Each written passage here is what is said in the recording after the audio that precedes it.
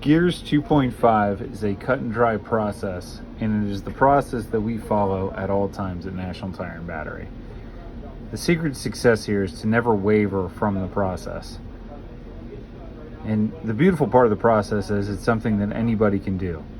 So step one, start the vehicle. So if the vehicle is in the parking lot, take your vehicle inspection form, this form right here.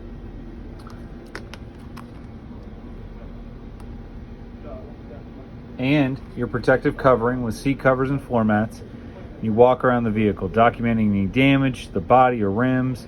You place the seat cover, the floor mat, and the steering wheel cover right in the car right then and there when you go get the original mileage and document anything that's going on. You're going to document any warning lights on the dashboard, the date, the mileage, oil sticker if equipped. You're going to check the brake pedal height and feel. You're going to test drive the vehicle if needed. And as you're out there getting the paperwork, you're going to document the tread depths, the condition of the tires, and if there are any alignment wear issues or any concerns.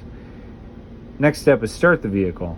Pull up to the bay door, beep the horn. A second person, your spotter, is going to guide you in, and at that point they're going to check your lights. 25% of the cars on the road have a light burned out, so it's very important that we check the lights every single time. Turn on the windshield wipers using your washer fluid. Look for streaking, smearing. Leave the wipers upright, and then pull the hood release lever and exit the vehicle. At this point, the car's in the shop, the hood's open, and we start the inspection process. So we check the hydraulic hood supports, make sure they hold the hood up. We inspect and record on our inspection form. We document the air filter, and we do that by removing the filter and checking it. The cabin air filter, we remove that cabin air filter. We check and place on the engine compartment for the sales process. We test the battery and check the battery cables. We check the hoses and the belts. At this point, we check all the fluids in a common U motion starting at the master cylinder.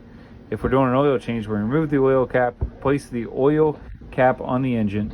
We use a test strip to measure the copper content of the brake fluid. We use a test strip to check the coolant.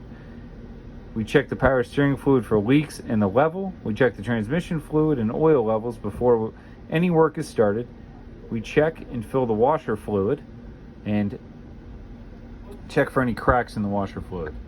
After that, we raise the vehicle halfway up with the proper lift points, and now we chalk the tires. This is simply done by taking a piece of chalk, drawing a line across the tire, and then what you're doing is you're spinning the tire slowly, looking at the tire as you do it, and this will show you whether or not there's any nails, punctures, blowouts, separations.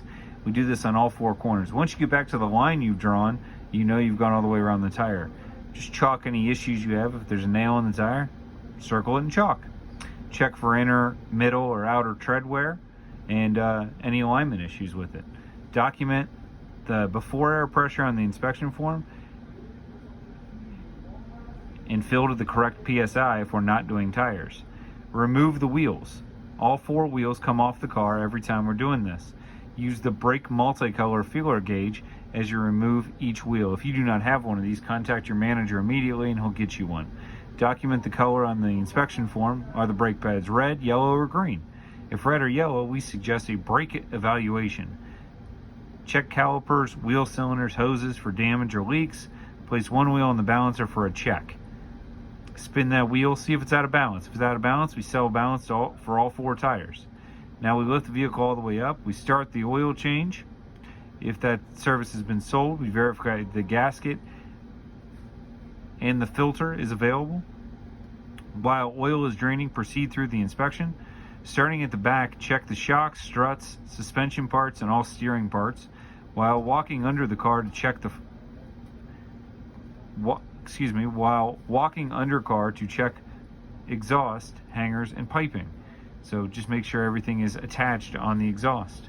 Under front of vehicle, check for fluid leaks, shocks, struts, and suspension parts, including CV axles.